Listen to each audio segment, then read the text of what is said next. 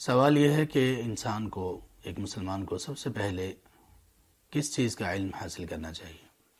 یہ جو حالات ابھی بنے ہوئے ہیں اس میں خیر کا پہلو یہ ہے کہ بہت سارے لوگ یہ سوچنے پر مجبور ہو گئے کہ اللہ کی ذات کی طرف بھی لوٹنا کچھ ہوتا ہے۔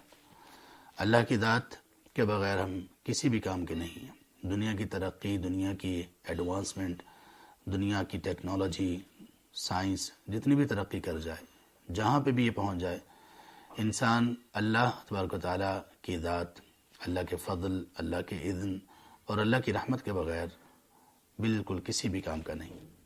تو جب لوگ لاچار ہوئے تو تب وہ اللہ کی طرف پلٹے۔ اس اعتبار سے اس بیماری میں، اس وائرس میں یہ خیر کا پہلو ہے۔ اللہ تعالیٰ اس سے ہم سب کو محفوظ رکھے۔ تو لوگ ابھی پوچھتے ہیں کہ اگر ہم اب دین کو سیکھنا چاہیں، اگر ہم اللہ کی طرف لوٹنا چاہیں تو اس لوٹنے کا طریقہ کار کیا ہوگا؟ اور ہم اگر دین کے متعلق علم حاصل کرنا چاہیں تو کہاں سے شروع کریں؟ دیکھیے، اس کا جواب یہ ہے کہ ہم دین کے متعلق علم حاصل کرنا وہاں سے شروع کریں جہاں سے اللہ تعالیٰ نے شروع کیا۔ اس کا کیا مطلب ہے؟ اس کا مطلب یہ ہے کہ اللہ تعالیٰ نے اپنے رسول کریم صلی اللہ علیہ وآلہ وسلم پر سب سے پہلی وحی کون سی نازل کی؟ اور یہ پہلی وحی اس معاشرے میں، ان حالات میں نازل کی گئی جب کہ معاشرے میں گناہ کون سے تھے؟ قتل و غارت گری عام تھی، اور قتل کی سب سے بدترین صورت یہ تھی کہ لوگ اپنی ہی بیٹیوں کو، اپنے ہی لخت جگر کو زمین میں زندہ دفن کر دیا کرتے تھے۔ شراب پانی کی طرح پی جاتی تھی، چوری، ڈاکہ زنی یہ عام تھی۔ لوگ سفر کہیں پہ کرنا ان کے لیے محال ہوتا تھا سوائے حرمت والے مہینوں کے۔ اسی طرح سے برائی اور بے حیائی کے باقاعدہ اڈے موجود تھے۔ لوگوں کو معلوم تھا کہ فلاں گھر میں یا فلاں جگہ پر بے حیائی اور یہ سلسلہ برائی کا چلتا ہے۔ اسی طرح سے اس معاشرے میں سب سے بڑا جرم شرک وہ بھی عام تھا۔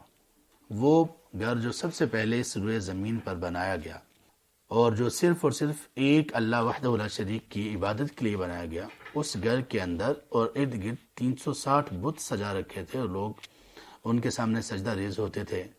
لوگ ان کے لیے اپنے مال میں سے کچھ حصہ نکالتے تھے، لوگ ان کے لیے نظر و نیاز کرتے تھے، لوگ ان سے مدد مانگتے تھے، لوگ ان سے خوف کھاتے تھے۔ یہ سب کچھ چل رہا تھا، لیکن اس کے باوجود اللہ تعالیٰ نے سب سے پہلا حکم نازل کیا اور اس میں کس بات کا حکم دیا، کس بات کی طرف لوگوں کو بلایا؟ لگتا یہ ہے کہ پہلا حکم یہ ہونا چاہیے تھا کہ شرک نہ کرو، پہلا حکم یہ ہونا چاہیے تھا کہ بیٹیوں کو زندہ دفن نہ کرو، پہلا حکم یہ ہونا چاہیے تھا کہ پاکیزگی اختیار کرو، لیکن ایسا کچھ بھی نہیں ہوا۔ سب سے پہلا حکم اللہ نے نازل کیا، اعوذ باللہ من الشیطان الرجیم، اقرأ بسم ربک الذی خلق۔ کہا کہ پڑھنا شروع کرو، پڑھو۔ یہ ہے ابتدا ہماری۔ اب پڑھنا کیا ہے؟ اسٹڈی کیا کرنی ہے؟ حکم تو دے دیا، پہلی وحی 5 آیات نازل ہوئی، ان میں سے پہلی آیت اور پہلی آیت کا پہلا لفظ، پہلا کلمہ اور پہلا حکم اقرأ، پڑھنا شروع کر دیجیے۔ یا رب، سر تسلیم خم ہے، ہم پڑھنا شروع کرنا چاہ رہے ہیں، تو یا رب کہاں سے پڑھیں؟ ہم تو پہلے سے ہی پڑھ رہے ہیں، میں یونیورسٹی میں پڑھ رہا ہوں، فلاں کالج میں پڑھ رہا ہے، فلاں اسکول میں پڑھ رہا ہے، کوئی میڈیکل کر رہا ہے، کوئی انجینئرنگ کر رہا ہے، کوئی سائنس کر رہا ہے، کوئی کمپیوٹر میں ایڈمیشن لیے ہوئے ہیں۔ تو یا رب ہم پڑھ تو رہے ہیں، تو کیا پڑھنا؟ اللہ تعالیٰ ہمیں کیا پڑھانا چاہ رہے ہیں؟ اللہ نے اسی پہلی وحی میں ہی بتا دیا، اقرأ بسم ربک الذی خلق۔ پڑھنا کیا ہے؟ اپنے رب کے نام کے ساتھ جس نے پیدا کیا۔ یعنی سب سے پہلے ہمیں یہ پڑھنا ہوگا کہ خالق کون ہے۔